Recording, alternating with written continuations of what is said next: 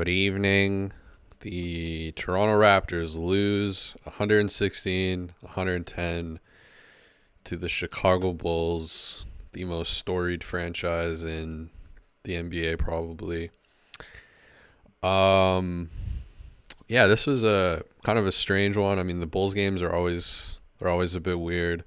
I thought the lineups that were working, there were some really strange random lineups that worked really well for the Raptors, all of which included Bruce Brown, who, yeah, I mean, he was like flawless in this game, just like really sexy. I mean, plus 11 in 25 minutes in a game that they lost, 15 points, 7 rebounds, two of them offensive, 7 for 10 from the floor, um, and like you really saw his his footwork, his finishing. He does kind of the stuff that like RJ does in terms of driving, but his footwork is just so much cleaner, um, and he's like able to finish at weird angles. He does, I think, shoots over. I think he shot over 70% at the rim, like every year of his career. That's always kind of been a big plus of his. He hit a three tonight too. But the lineups that he was in, him and Boucher actually were like really effective. And I thought outside of Scotty in this game, the plus minus actually does really tell the story, because I thought Scotty had a good game, but he was a minus in this one. But everybody else, the plus minus does kind of tell the tale of this game. I'm in a strip mall in Coeur d'Alene, Idaho. So, but yeah, the it was really weird because the start of the game was pretty brutal, and then you get this lineup that goes on an 11-0 run of Porter, RJ, Bruce Brown, Dennis, and Boucher.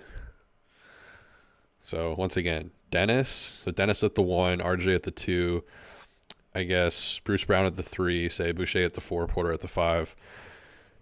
They just completely changed the tone of the game. Like the Raptors just looked pretty brutal up until that point. Got a Bill Bondsman behind me here. Pretty cool neighborhood I'm in. And so they went on an 11-0 run when it just looked like the Raptors offensively were just kind of getting cooked. And then same thing happened in the third quarter of this game as what happened last night, where the Raptors went into this lull, and I was waiting for Darko. I was waiting for Darko last night to put Dick and Boucher back in, which he didn't do until the fourth. No Dick in this game, which is kind of strange after his really, really good, only had like 14 minutes last game. But you didn't see him tonight, which I thought was kind of strange, again, given like where the team is officially at now, especially after the Siakam trade. Kind of a weird move on his part. And I thought in the third, when the Raptors struggled in the third quarter, and it wasn't until the fourth where he put that lineup back in that was working really well in the second, with one modification being swapping Porter for Scotty. So it ended up being Scotty, RJ, Bruce Brown, Dennis, and Boucher. And that lineup did really well in the fourth quarter. And then I thought Quickly had a really rough game. Gary had a really rough game. And both of those guys were like in kind of at the end when it all went to shit. And I just thought there was better lineups that Darko could have rolled out there. I did like that he closed with Bruce Brown. Like Bruce Brown played kind of all the minutes down the stretch. He was really solid on defense. I know DeMar kind of cooked him a couple times in the first half with the pump fake. But in general, he was like kind of in the right place at the right time. Obviously, his wingspan is a really big plus. He's kind of got that Donovan Mitchell build where his not necessarily that tall, but he's taller than Donovan Mitchell, but not necessarily that tall, but his wingspan, just he can kind of play larger than most guys who are 6'4", 6'5" can play. But yeah, he just makes really smart plays and like really smart things like within. And obviously we watched him at Denver. We watched him in the net for the Nets. People watch that team. We've seen this before, obviously, but you watched it maybe a little bit closer in a Raptors jersey. And I just think that like every move that he makes, I'm not saying that he's like mechanical or predictable, but like everything is really clean and intentional, especially when he's driving, like his Euro steps, his finish, everything is like perfectly mechanically sound.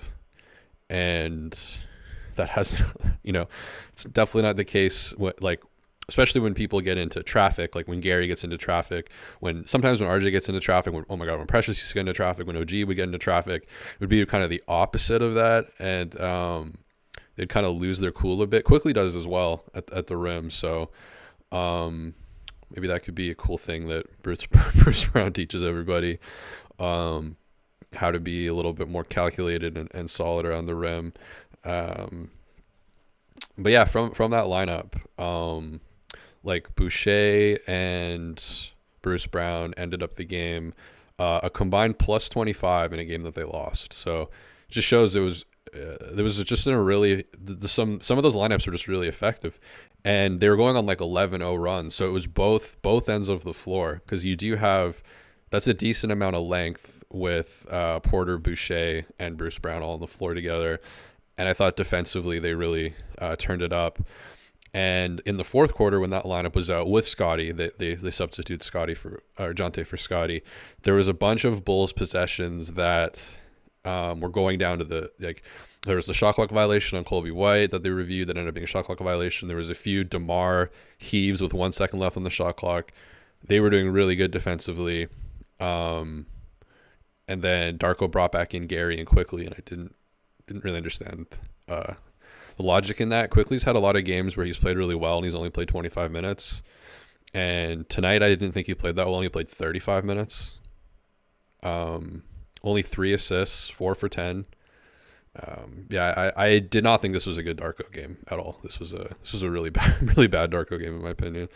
Also, Thad was just getting absolutely demolished out there, and he gave him 15 minutes, and Porter only played 20 minutes, and Porter only had 2 fouls. So there's no foul concern. I thought he was so much more effective than Thad on the defensive end and offensively as well. I don't understand what the advantage of having Thad out there in center is when you have Porter with not in foul trouble, 20 points. He was a +7 in his minutes. Thad was a -19. Darko, what are you doing?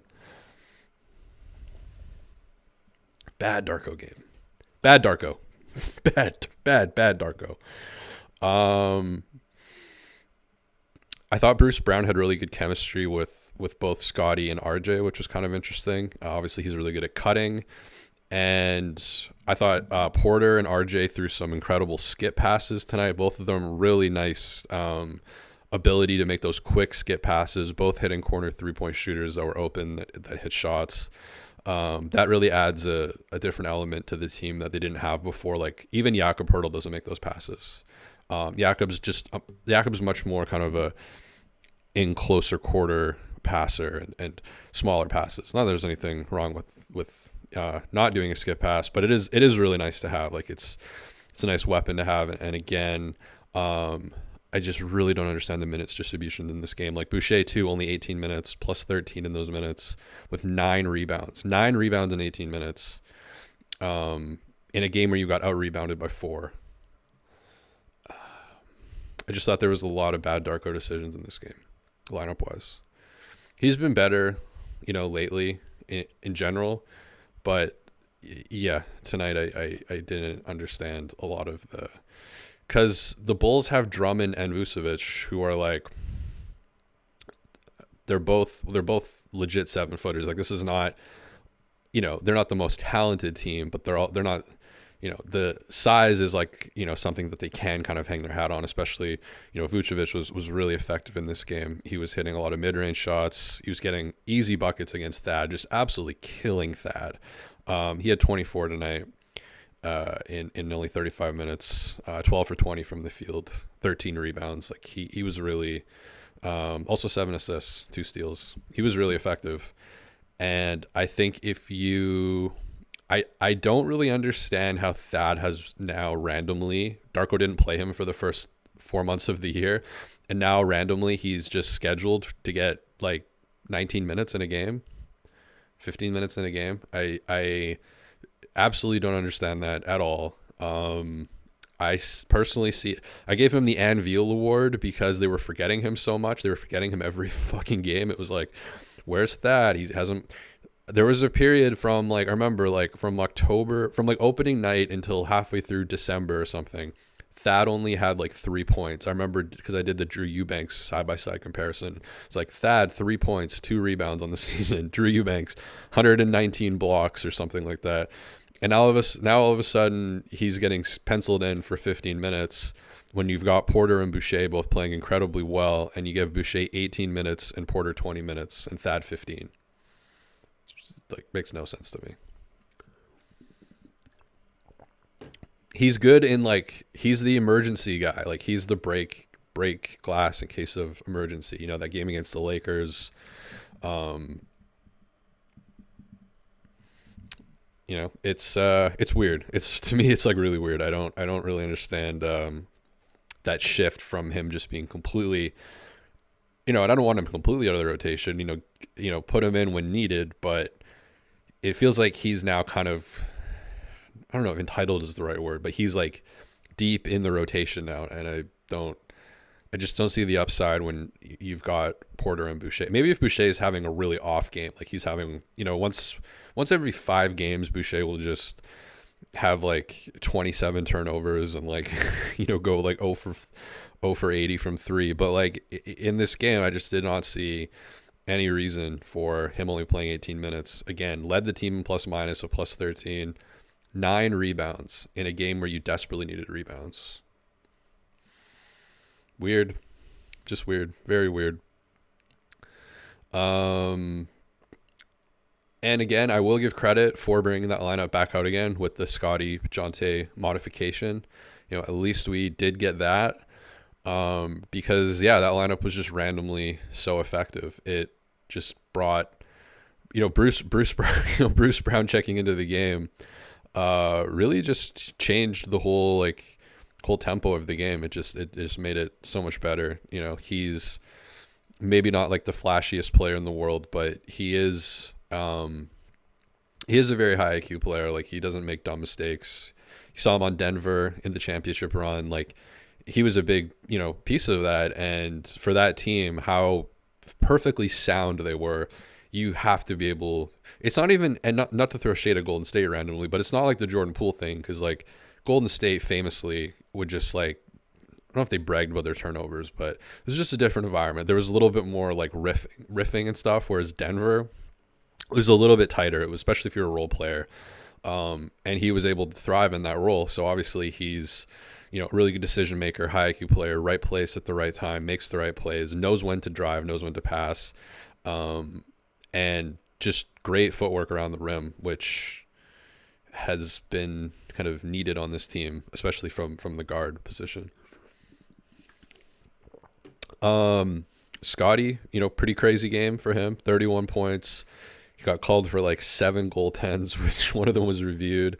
One of them was, I'm sure it's all over, Reddit and stuff, but the one he chased down where he turned it over and then he chased it down, and that one got called for, was that either on Caruso or Kobe White? It was one of those two. I think it was on Kobe White, where he just, it was almost like the MJ Duncan Space Jam, but with a block. Like, it's just like, how did you get from, it was like Wembanyama-ish. Like, how did you get from that point to that point? Like, it just like flashed across the television screen.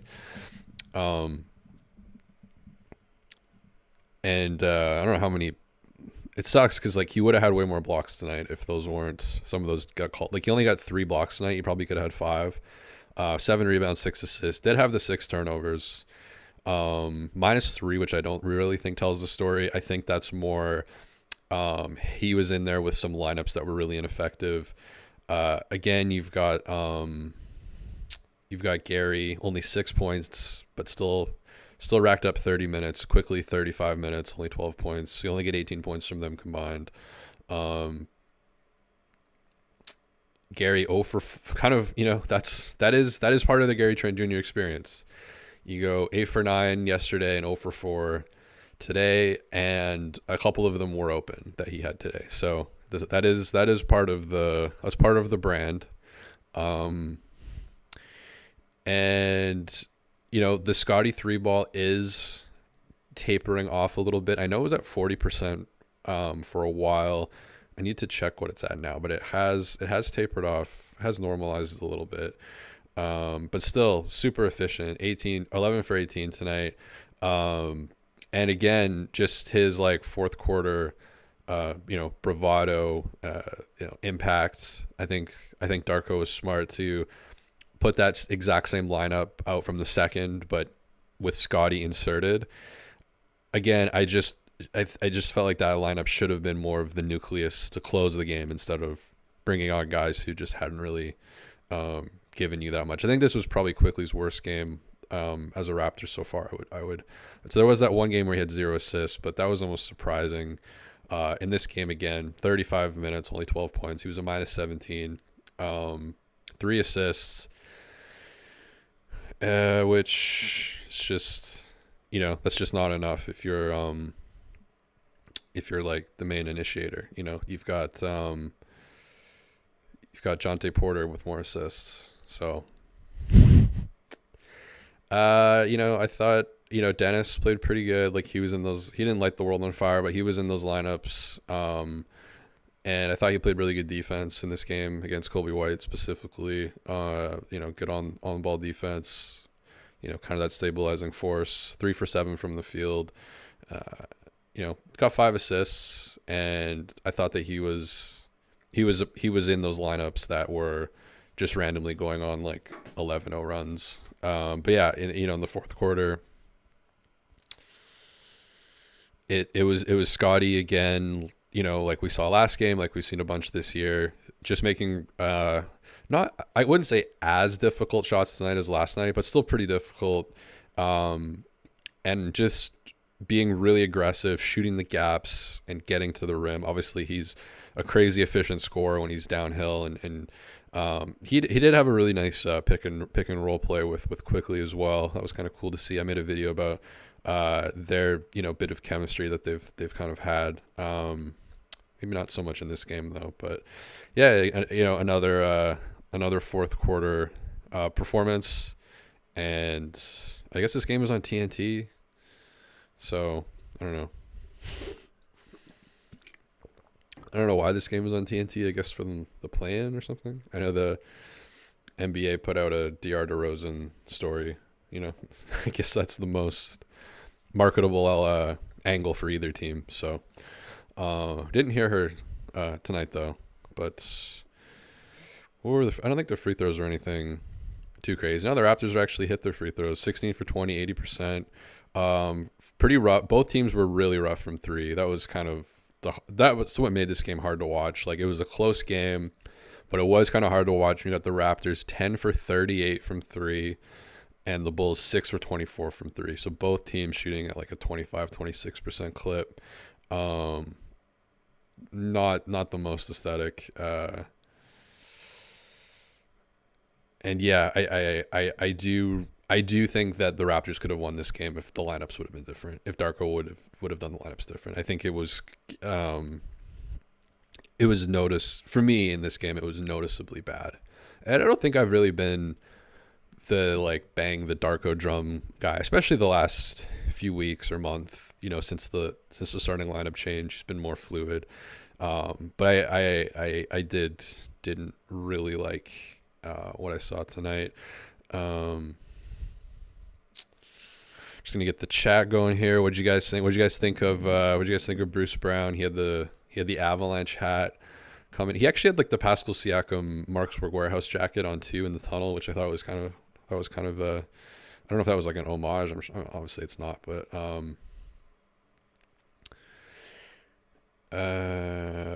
Hermes Curry, bro. Oh right, I forgot to mention this. I like Scotty doing the big penguin waddle on Drummond. So what was the story behind the penguin waddle? Is that a Drummond thing? Or is that just like, I almost thought of doing this episode. I was going to go to the penguin exhibit where I've been a couple of times before this year. I was going to fly over to the penguin exhibit. I ended up in Coeur d'Alene, Idaho somehow. But I was going to go to the penguin exhibit and film it there. Just to pay homage to the penguin walk, but I thought that was a little too on the nose, maybe a little cornball. But what is the story? I don't think I've ever seen that in the NBA. I bet Charles Barkley will make a comment about that. 3 design. Bruce Brown did look good tonight.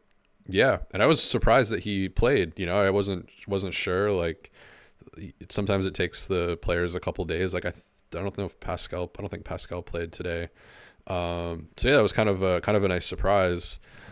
And to be honest, without him in this game, I don't think it would have been. It would have been a few more possessions out of hand. Because yeah, he kind of played like the perfect game for his role, which is kind of like what he did in Denver. But obviously, if they're going to keep him, that's going to be a much expanded role. Obviously, there was the Masai presser today. Could talk about that too. There was a lot. There's a lot in there. Masai was very different, I thought, today. Normally, like he still said win a couple times, but like it wasn't like a Tony Robbins seminar. Like he was felt like he was becoming like Aragorn or something. Just more kind of open, honest, vulnerable, lighthearted, cracking jokes. Eric Green with the funny is tampering with 13-year-old RJ Barrett. Like, is that tampering? They had kind of a nice kind of back and forth there. He roasted Grange a little bit. Grange asking his meandering fucking 87 word long questions that just tail off and go on these weird directions, and you could tell the person answering the questions like trying to follow the trail of like where is he going with this? Is he going to tie this into that? And okay, that was just a random thread. Okay, back to like he has a very weird way of asking questions. It's very similar to how he writes actually.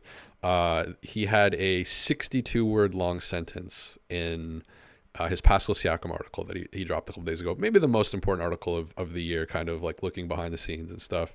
But just to read it is like doing cardio. The sentences, like some people's sentences don't start or some people have sentences that don't end. Grange has sentences that don't even start. I butchered the delivery on that though.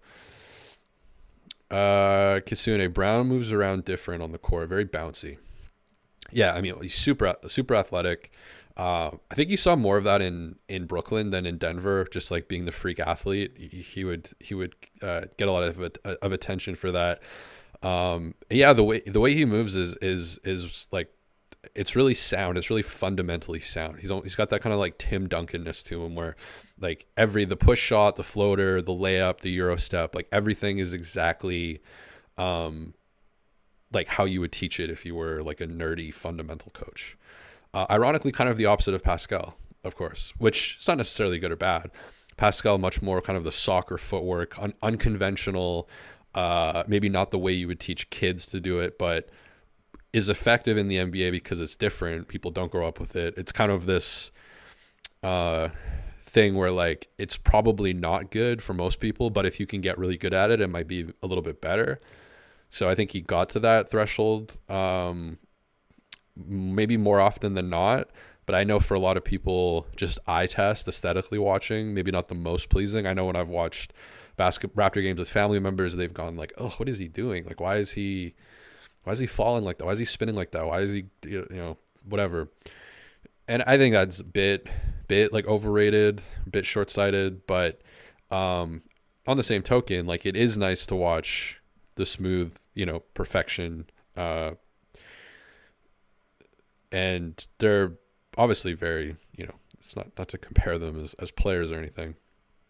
But I think comparing their movement patterns is kind of interesting because they are on the opposite ends of the spectrum in terms of their conventionality, or something, whatever, what I'm trying to say. Hermes Curry, bro. Scotty missing that second free throw in the clutch and screaming Luki scared me. I know. I actually know exactly what you're talking about. And yeah, no, I don't know. This kind of felt like the Shroom game a little bit. There was the big like bobblehead, the Vince Carter bobblehead with like the Raptor walking around that just looked kind of wild. But yeah, no, that for some reason that felt like out of a horror movie. And I think that also demonstrated, I know this has been beaten to death, but man, these crowds are quiet, man. There was a little bit late in the fourth. There was a defense. And I'm not one to talk. I'm pretty quiet when I go to sporting events. I just kind of sit there zoned out, staring into space. But I gotta say, watching it, I don't know. They might need to like I wonder if they've ever had this discussion, like Sportsnet TSN, like should we pipe in a little bit? Should we sweeten this up a little, sweeten these crowd noises up a little bit? Like, remember in the bubble, or would you do that in the stadium? What would be better? Would you have the noise coming out of the speakers in the stadium to make it sound louder, or would you have? I interviewed Isfandiar Bahraini, which I think I said his name wrong, but he was on the show. He spent a day or two in the TSN truck. Talked about the TSN truck, but would you add that in the TSN truck, or would you put that in the stadium? I don't know. I don't know what would be better for the home audio experience. But yeah, watching the game from the living room, it's so quiet, and sometimes you kind of like it because you can hear everything. You can hear more stuff on the floor. But yeah, that moment where he screamed after missing the free throw, it was so quiet in the stadium, which, the player, that is a moment where it should be quiet. The home player shooting a free throw, you don't want to be making a shitload of noise. But yeah, it did kind of emulate just how quiet it is in there, because it was fucking loud. Like, it really came, like, that really pierced through the television set, and you could feel that one. I know exactly what you're talking about. I know the exact moment you're talking about. Like, kind of felt like something from Better Call Saul, which, I'm going to be watching in 35 minutes or something.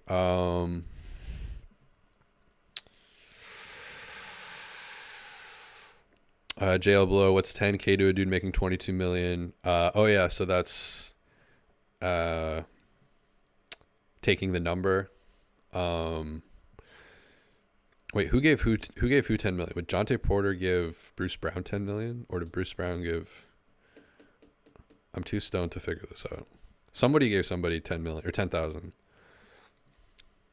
That's your point? Okay. If you go on Basketball Reference, one of his nicknames is that Drummond nickname is the Big Penguin. Oh, okay. Interesting.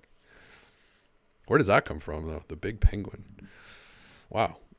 Maybe I should have gone to the Penguin exhibit tonight for this episode. I remember a video of I don't think it was a Rico Hines run. It was one of the summer runs where it was Scotty and Drummond playing together. Just, I don't know why I remember that. It's just so random. Like, oh, Scotty Barnes and Drummond in like a run with Scotty at the 4 and Drummond at the 5. Just, one of those things that just inserts yourself into your brain for no reason.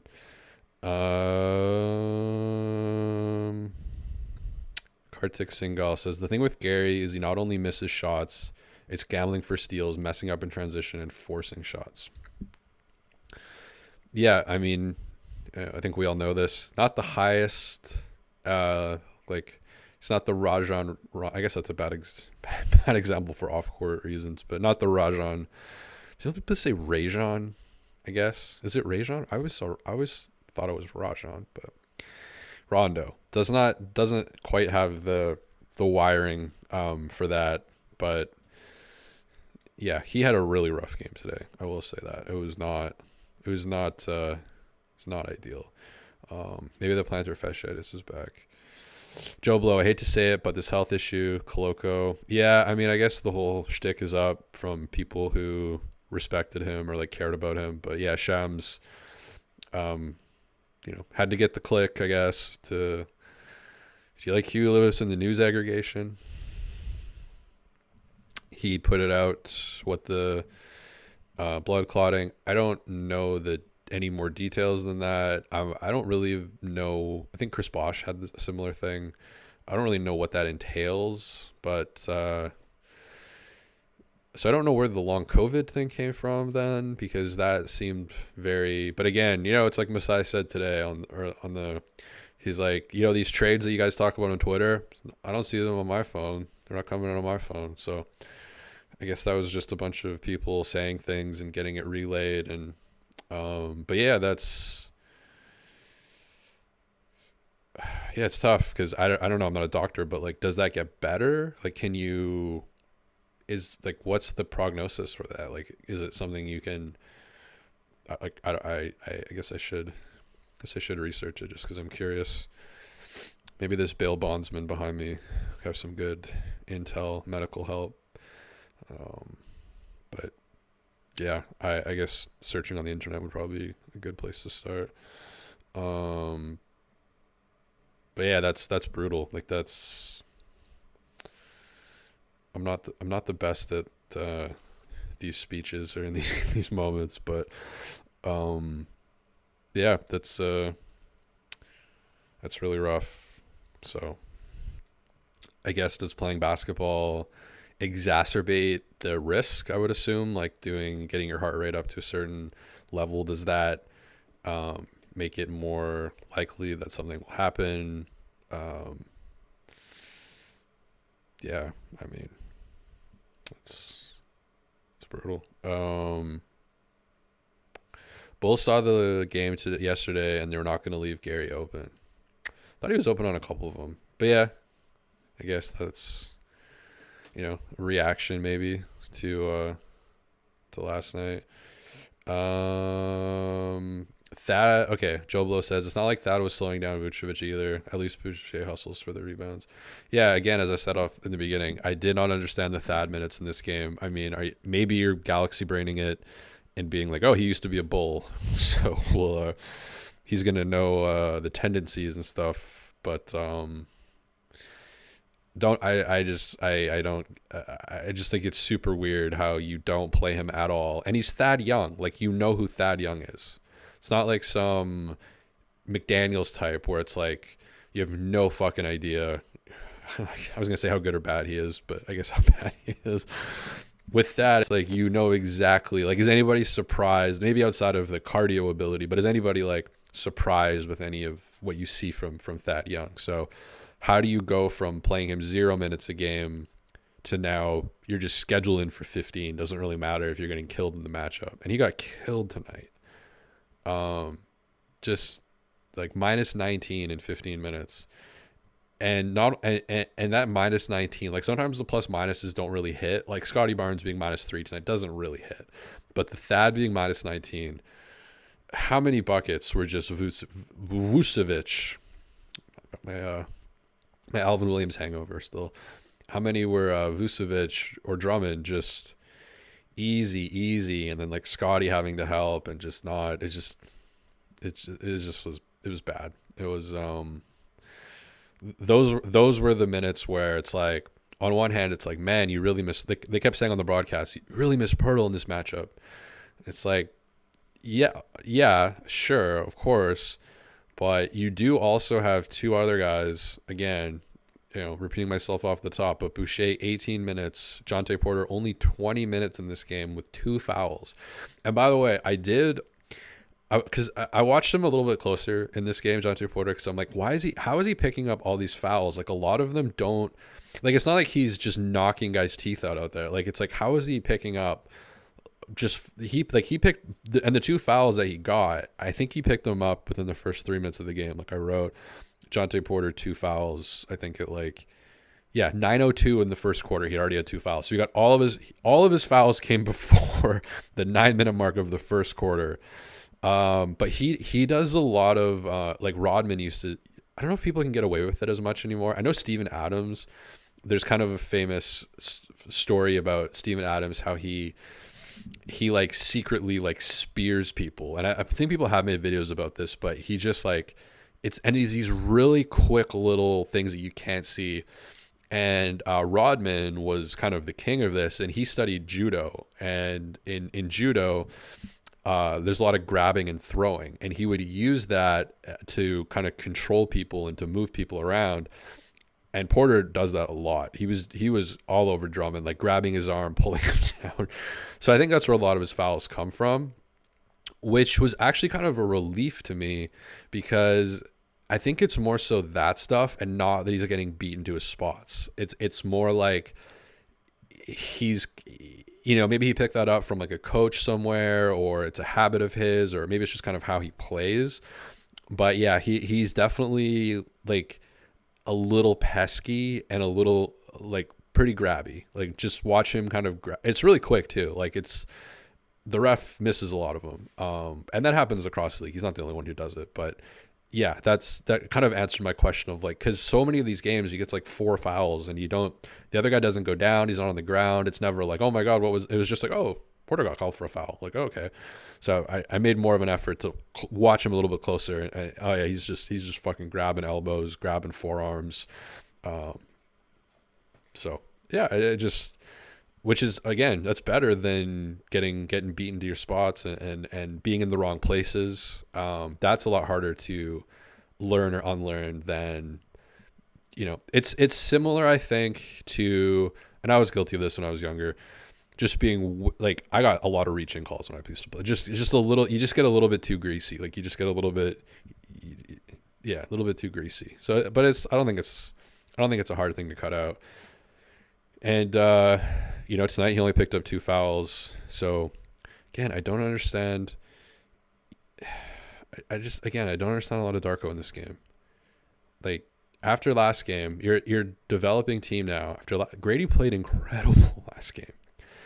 Like, not only did he, like, the 2 threes that he hit were great, but like steals, assists, he made like the right pass, the right play every single time.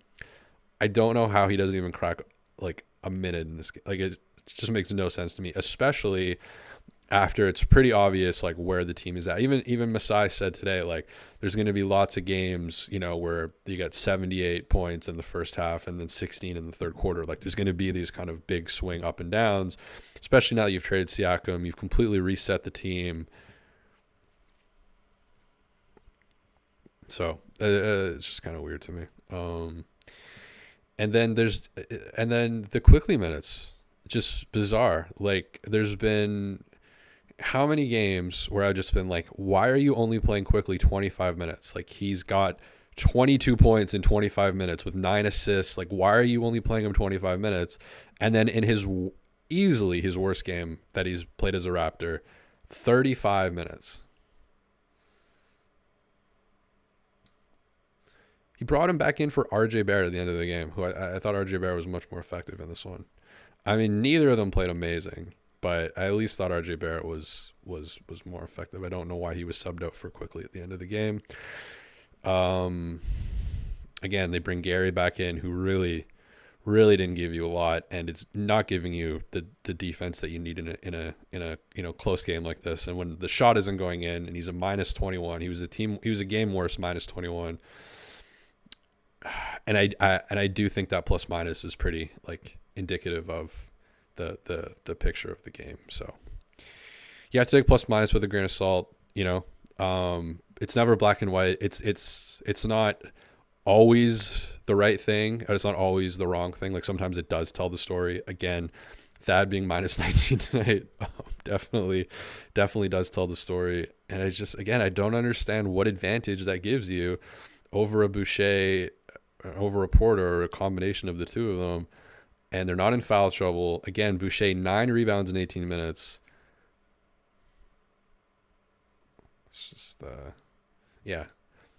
be the worst Darko game since the trade, I think. But yeah, the highlight is obviously Scotty, 31. Great game. Crazy blocks. Could have had 5 blocks. A couple bad goaltending calls. A block that looked like the Michael Jordan Space Jam dunk, but block-wise. But, Bruce Brown, he's like the new guy. It's kind of interesting to look at him, look at that. And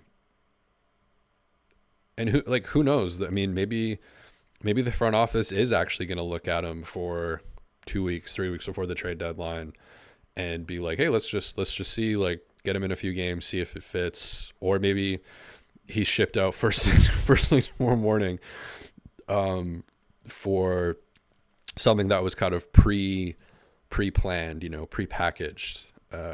We obviously don't know really anything that happens behind the scenes. What do you guys think of the Masai presser today? I touched on it a bit earlier, but definitely felt different, and it was kind of wild that he went over an hour. I feel like it's always like a hard cutoff at like the 42 minute mark, and I can only see him in the press conference, but you could hear some voices, like maybe PR, and I think they were trying to get him to get out of there at like the 50 minute mark maybe. And then there was someone who's like, Presti goes 2.5 hours, and then it just felt like you were smoking a joint with Masai. Like he was laughing, he was joking, he was crying, he was kind of giving you every. It's really like Aragorn again. Like he's just kind of he dropped the whole Tony Robbins thing, which is refreshing. You know, it's just felt like a more real version of him. Maybe he talked about doing doing Afrobeats dance classes 2 times a week, Muay Thai. Clears the brain a little bit.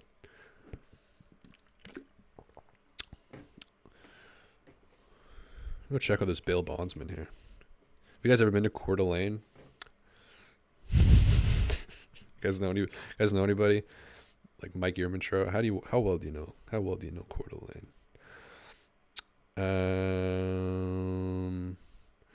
Just seeing a lot of dumb trade proposals in the chat. Where do you guys like find these trade proposals? Like I'm seeing a Wiggins. Do you guys like find this stuff on Twitter? You come up with it? Sometimes I find people retweet, like good accounts retweet the dumbest shit on Twitter. I'm like, where did you find this? Like, how do you find these people? Kartik Singhal, we need to get Gary off the team ASAP. ASAP in capital letters. Trick some team with his 40% 3-point shooting. Do people think that front office people are like them? Like just because you can get tricked doesn't mean that other people can get tricked. I think that there's probably 2, 3 front, like the Pistons you can trick probably, but I don't know 2, 3 maybe, maybe even just 1 or 2 front offices that are trickable. But yeah, I don't. TZ says, been a Bruce Brown fan since he was a Net. I should have worn my Nets hat. I randomly have a Nets hat that I got. I know you're not allowed. Wow, people lost their minds over Dennis Schroeder being friends with Jason Tatum. I mean, again, I'm not from Toronto. I'm in Coeur d'Alene, Idaho here at the Bill Bondsman office. This is live, by the way. This is actually happening in real time in Coeur d'Alene. So if somebody gets like murdered or something, this could be used as evidence. I don't get the Toronto fan base in a lot of ways. I'll just be honest. Like I'm an outsider. I've been to Toronto 3 days of my whole life on a flight layover. I don't get it. I think I would have to live there and like soak it in, go to the restaurants, go to the record stores, play some pickup basketball, get some coffees to try to understand like the Toronto mindset. Because there's just a lot of things where I'm honestly just confused and like baffled. I just don't really get it. And I think with Gary, like one thing I've really noticed is I don't think Raptor fans in general kind of like him as much because I don't know, it's just because like he wasn't drafted by them. I mean, he's the same age as Delano, so I don't know. Like, still think he has time. I don't really understand it, man. I don't understand the Toronto mindset. I do need to spend more time in Toronto. That is a goal. Maybe yeah. Where should I live? I do want to move to Toronto eventually. But in the meantime, it's too expensive. So in the meantime, I do want to go live somewhere cheaper for like a year or 2 and then move to Toronto. So chewing out a bunch of places, Colombia, Argentina, Brazil, Mexico, probably somewhere in this, like the thing with Southeast Asia, the time difference is fucked. It's like the worst possible, like 16-hour time. It's just like, the game's at 6 a.m., which actually for me probably would be okay. I think that's it for my game notes. I think we're just on to the dumb banter thing. If anybody,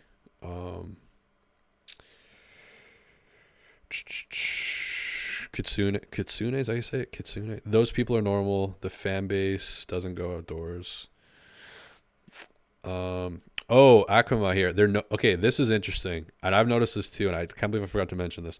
There are noticeable times when Barnes doesn't put his hands up on contested shots.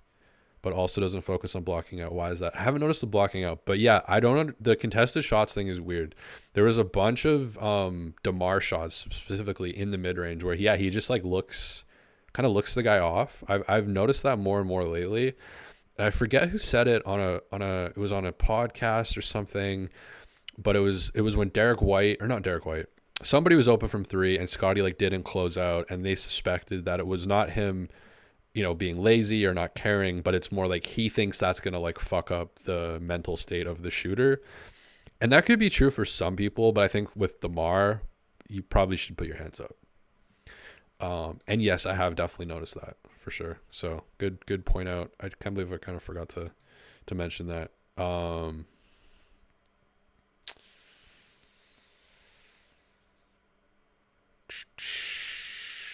There's a tent city near the old Maple Leaf Gardens that you might be able to afford. Okay. Dip, do you think Grady should have maybe gotten a chance to get some minutes tonight since Gary didn't have a shooting was? Yeah, I mean, sorry to people listening the whole time, but I have said that like I think 7 times on the live stream already. So yes. But that's kind of it for my notes. What do you guys think? Argentina, Brazil, Colombia. Those are probably the main ones so far. My Spanish is like shitty, but I can speak it a little bit. So, but when I speak Spanish to Portuguese people, they understand it, even though it's really shitty. So, it's definitely something to consider. Europe is kind of off the. It's the time zone thing. The games will be like 7 hours. It just won't work. Especially working online with like clients and stuff, it just won't work.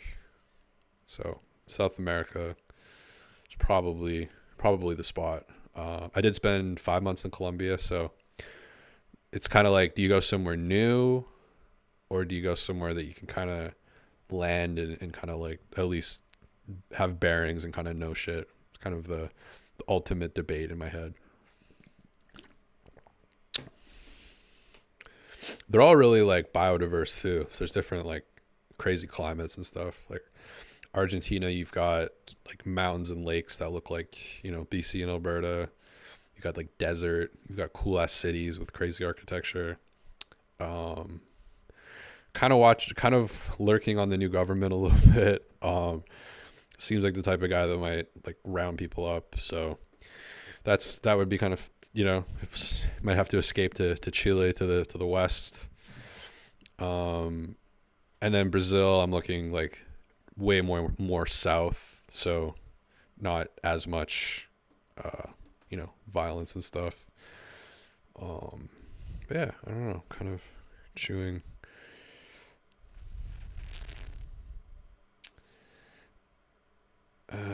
Akama, if you come to Toronto, you should make sure to blaze at every outdoor court featured on Raptors broadcast, lead-ins, and promos. Where are some good courts in Toronto? What are the most like visually appealing basketball courts in Toronto? Like if I was going to go and film stuff there, I think it'd be really cool to have a 3-point competition. It wouldn't be that hard. You'd have to have I think like a timer with a buzz or like an alarm would be sweet.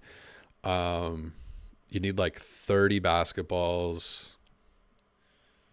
That's basically, you could bring in for the racks. I don't think they have to be that fancy. I mean, I guess it is nice to have the racks at hip level. You wouldn't want to have the balls just on the ground. You'd want to have them on some kind of racks. To figure that out, that's the one thing you got to figure out, the racks. You don't want to be bending all the way to the ground for the 3-point competition. But that would be sweet. And then playing 21 or horse, but you have to smoke a joint every time you miss or something like that. That could be really fun. Just a lot of stuff with upping the weed dosages, like king court every time you lose. You gotta, something like that. They don't all have to be weed related, but that'd be a great way to get sponsors as well. Weed companies and such. That's a little bit down the road, but yeah, are there any courts in Toronto that are like really, would be good, visually?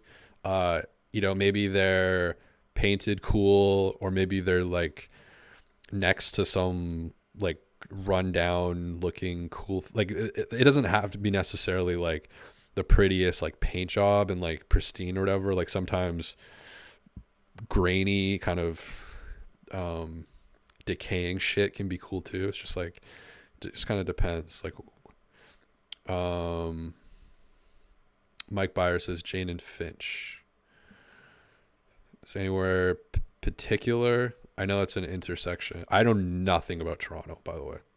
Like, again, been there once on a flight layover to Jordan Peterson Airport. That's it. I know absolutely nothing about Toronto, so you have to like explain like I'm five.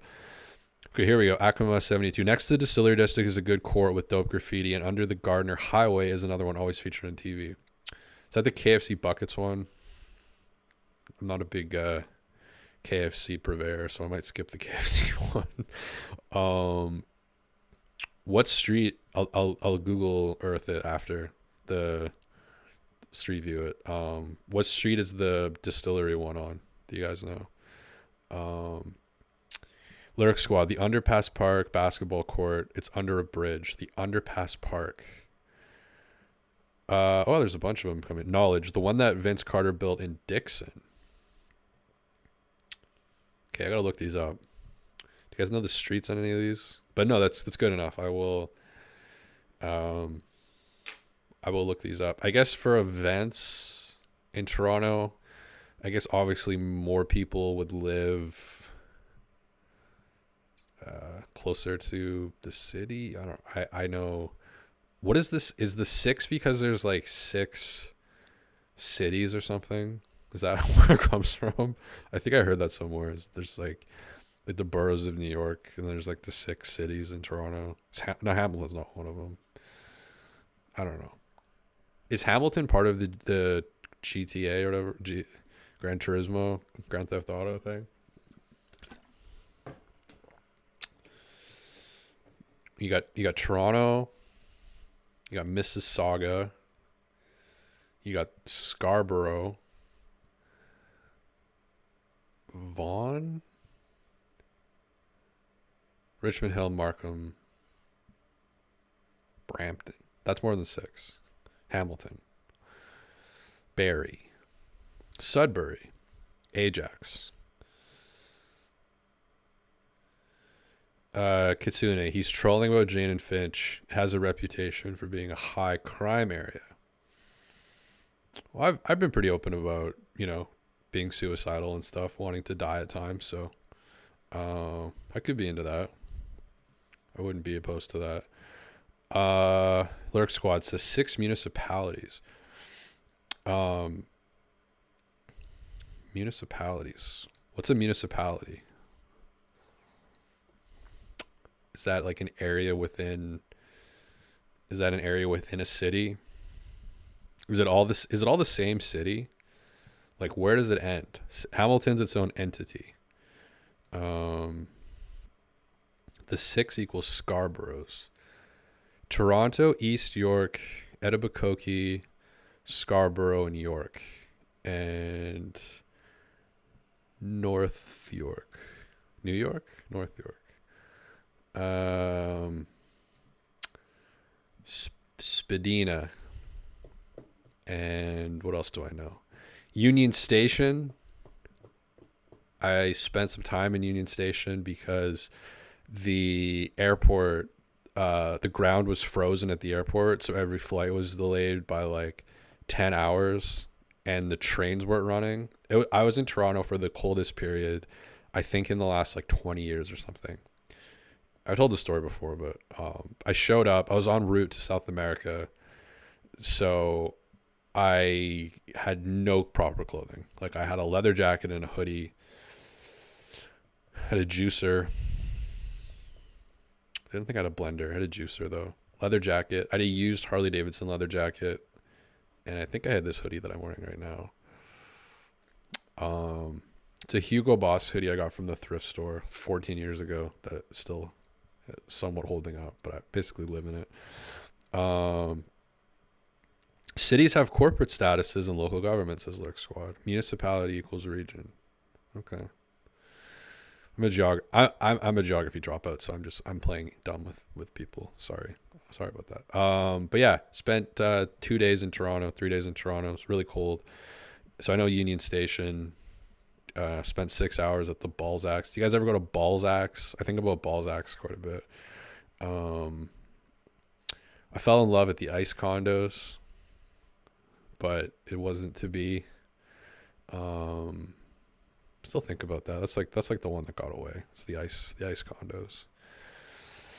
It's like a high crime building too. The ice condo. Someone said Jane and Finch. I've seen so many like ice condo stories, and I stayed there. So if I survived the ice condos, which they're always on fire, there's like gunshots, blood in the elevator. Like it's kind of like The Shining. I had no idea. I was just like, somebody told me that everywhere in Toronto is underground. Like you can go anywhere underground. You never have to feel the cold. It's just everything's connected with this like path thing. And so I'm like, oh, that's cool. So I don't have to. I can just bring my leather jacket and hoodie, and I don't have to ever go outside. So it was like my first morning there in Toronto, and I'm in the ice condos, which is like 12 York. Remember that? It was like York and Gardner almost, I think. And so I like go down to the lobby, and I have to go to the convention center, which is like across. I just remember the Peter Mansbridge was looking at me from across the street. You guys know where that is? The CBC headquarters. Across here from the CBC headquarters. I think under the big, I always called it the Sky Dome, the CN Tower. The Sky Dome. Is that the other one? That's the other building. It was under the CN Tower. Or is it the Saddle Dome? No, the Sky Dome. But I had to, so I was like in the ice condos, like in these like connector hallways, and I looked at the map, and it just like this terror, just like sheer terror came over me when I realized that this path was not connected with the other path that I had to get to the convention center. So I had to face the cold, and I will never ever forget that, because it was crazy. Like Vancouver, we have 1 inch of snow, and the Coeur d'Alene, 1 inch of snow and the whole thing. Buses are crashing. The streets with any incline are shut down. It's like shut down. The basketball courts are empty, which is nice. I had to chisel away with one of these, like, it's not even hard or anything. It's just like plastic. But I was like stabbing, like THC oil bottle, just like stabbing the ice so I could shoot above the break threes and hopefully not crack my head open falling over, which almost happened a few times. But yeah, at least the basketball courts are empty. What are the basketball courts like in Toronto in the winter? Do people go in the snow? Is it quiet? Do people like bring kettles with hot water to like melt the ice so they can play? Does that happen? What's the vibe like in the winter when it's really fucking cold out? Are people hooping or what? What's going on?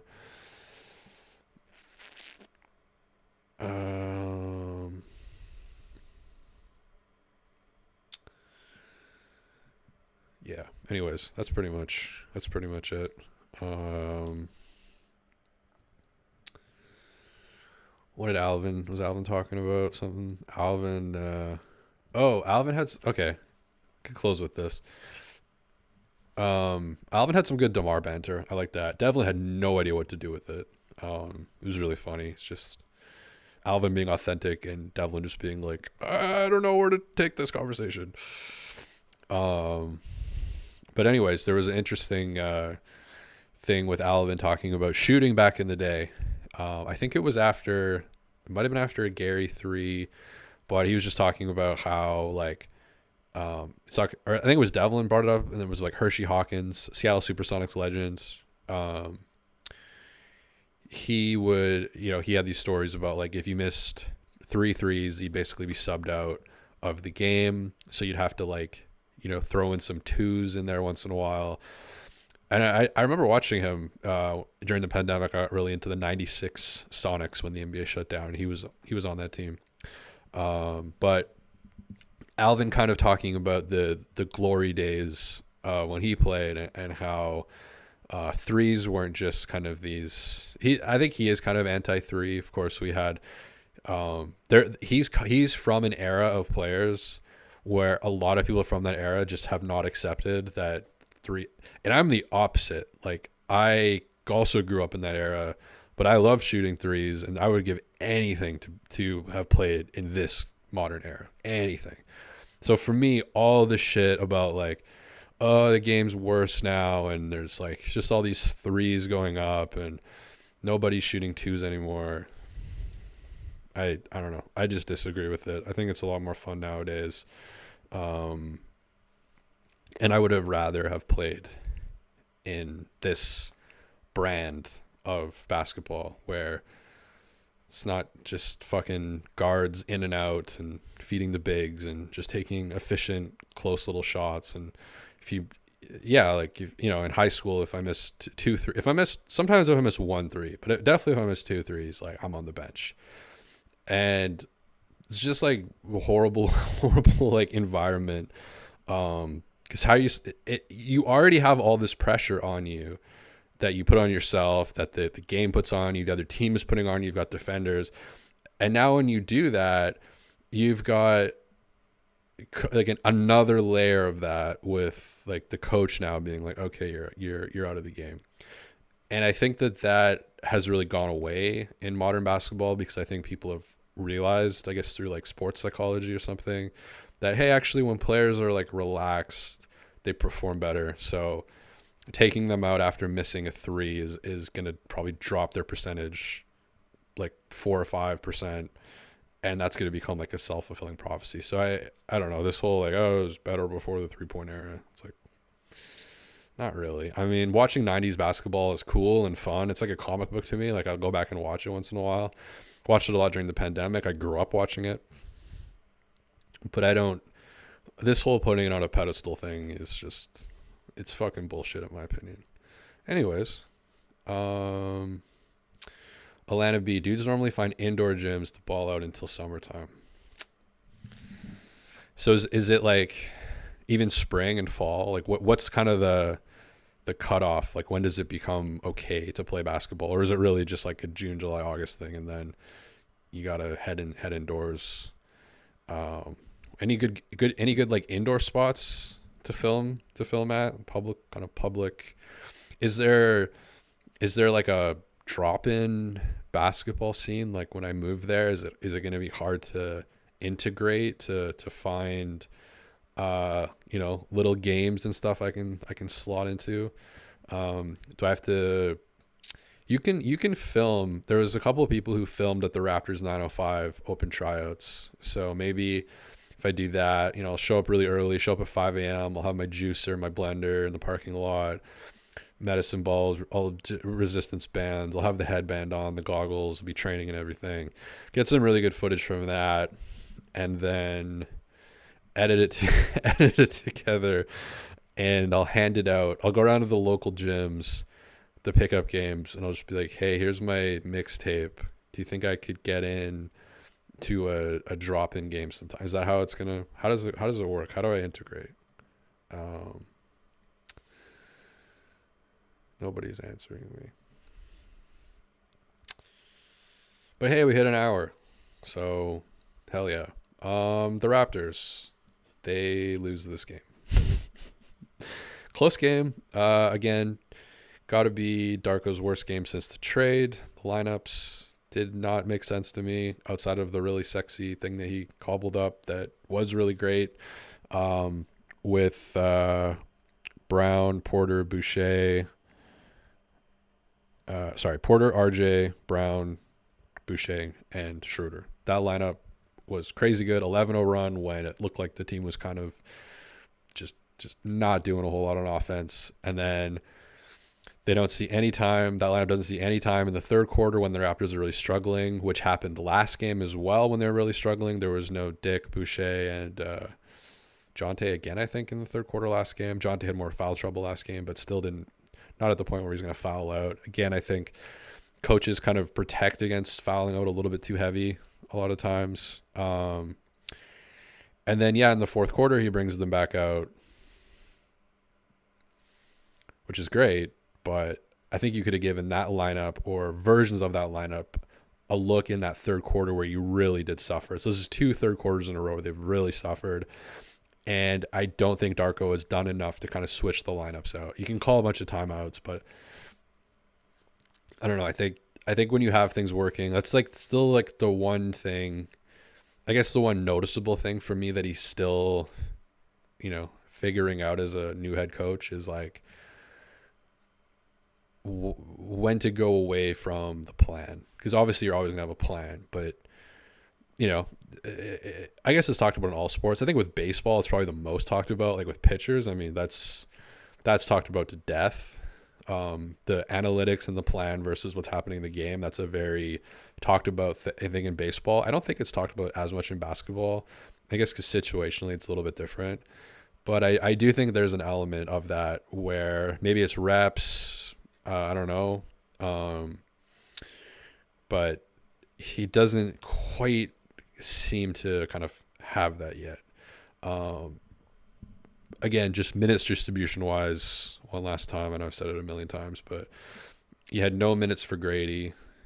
Gary was really struggling. He still played 30, quickly played 35. You had Thad out there for 15. He was minus 19 in this game, really ineffective against Vucevic and just getting crushed down low. I mean, he's not a center. I don't understand. He's the emergency, like break in case. Wow, I can't even talk anymore. Break glass in case of emergency. At least Alvin gets commercials, He has Matty D to throw it back to. I'm just by myself here, so I give myself. I'm in Coeur d'Alene, not getting paid anything. I give myself more leeway to fuck up than Alvin does, But yeah, Thad, just weird to me how can't get a second in the rotation for like 2 months. And now randomly the same guy, same player. I know they traded away Precious. I guess that opens up things a little bit. But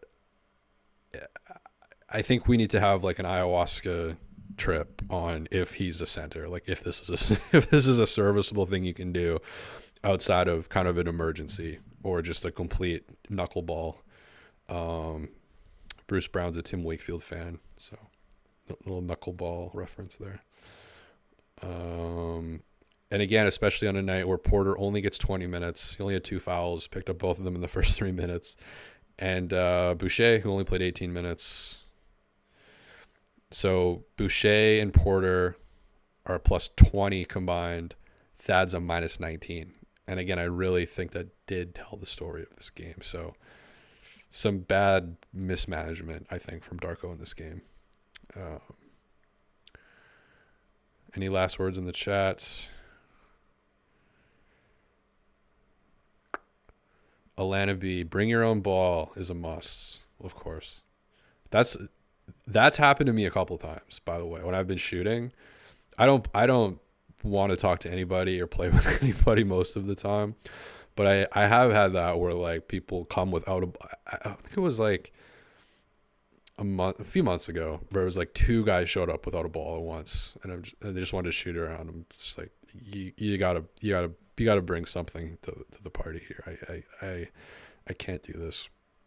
I always tell them that I'm training to make a team, and then if I don't make the team, I'm gonna like, and then they're like, oh, okay. And they go away. So bring your own ball is a must, or you'll have to beg to get in, depending on the area. Mans will press you with the where are you from. Oh, God. Where are you from? I guess that is kind of the fear, It's not really a fear, but like I kind of know I'm just not going to fit into Toronto at all. I don't think it's going to work, but I'm probably going to try it anyways because life is short or whatever, So, but yeah, I'm definitely doubtful. Just reading that, where are you from? I'm already like, I don't know. is it better if I move to Brazil and Argentina for like a couple of years, and then I'd say, okay, well, grew up in Vancouver, then lived in, Asia for a year. Like, is it better to have more of a passport? Like, is that less embarrassing?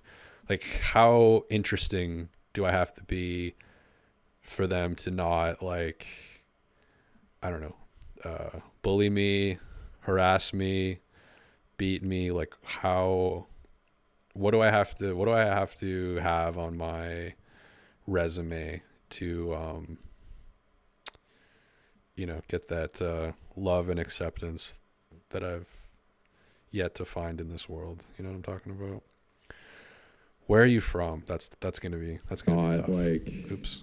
yeah. But yeah, that's pretty much it.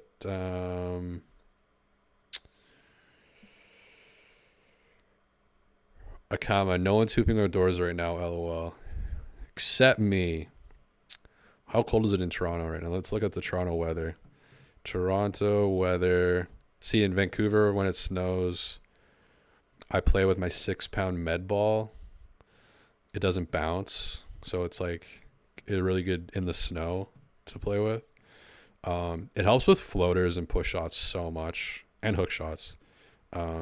Just using a med ball like that, and in the snow, it's great because, like, okay, so it's -1 in Vancouver and it's -6 in Toronto. I would still play -6. I would play with a 6-pound med ball in the snow at -6. I'd have my gymnastics rings, my bands. -6 I can do. When I was in Toronto, I think it was -35. So I'm looking at Toronto right now. You got -3, -8, -2, 0, 1, 2, 2 next week. You can't play in that. What are we doing?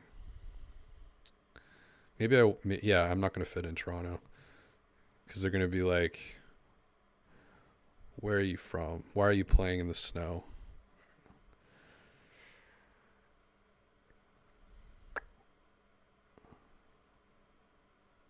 Alana B, dress like you hoop. I got the headband. I have the swimming goggles, which I would wear on these streams. I wish I could. I should actually get real goggles, but I wore these on the original Will Lou podcast. But I realized 5 minutes into talking with him, I couldn't see anything. During the entire, because they get foggy. But what if I wore these to the court with the headband and my hair looked like real, like this? Like, that looks pretty cool with the goggles, and I do a baseline runner. That's the worst hat hair I've ever seen in my life. So what if I show up with that, with the headband, the goggles, and I drinking a bottle of THC oil, and I go for the baseline runner. First play. Are they gonna just? Can you get, like, kicked out of Ontario? Would they just send me away?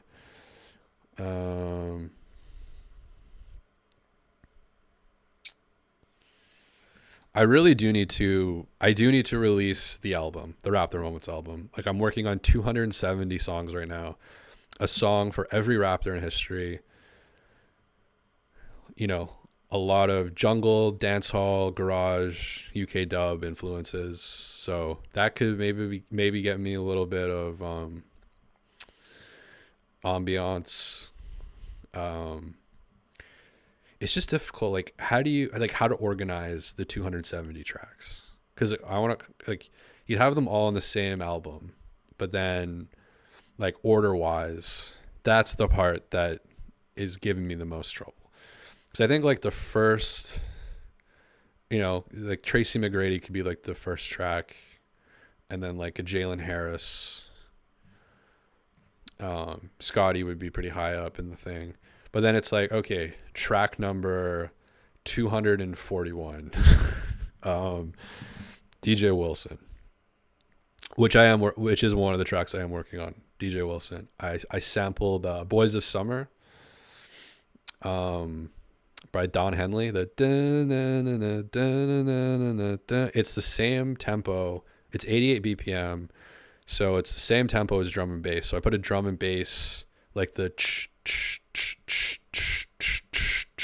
It's almost like a halftime drum and bass beat, but it is like a full. The kick pattern is like halftime. It's the but the snares are double. The snares are on 5 and 13, so it's not like the snare on 9, like an Ivy Lab type track. It's more of like a kind of a liquid D&B track.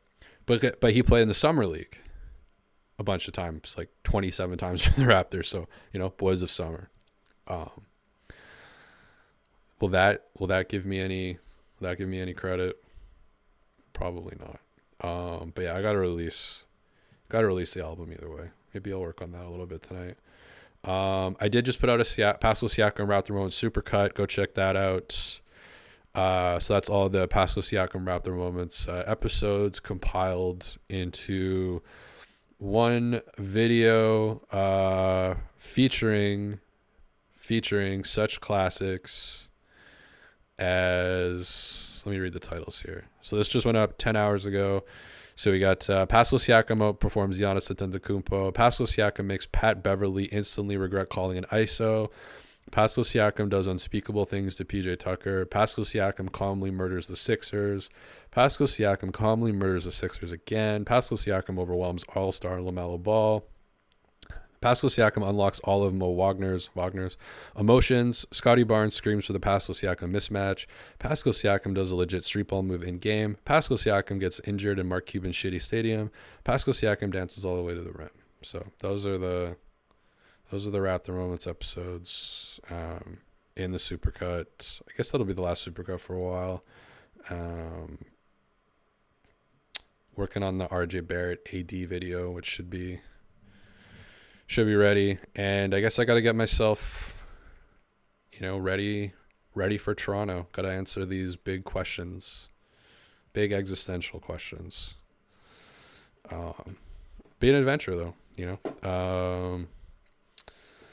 Can't wait to hit Balzac's Coffee again. And yeah, the Raptors lose this game, so I'm gonna go see my bail bondsman here in Coeur d'Alene, Idaho. Work out a deal. Make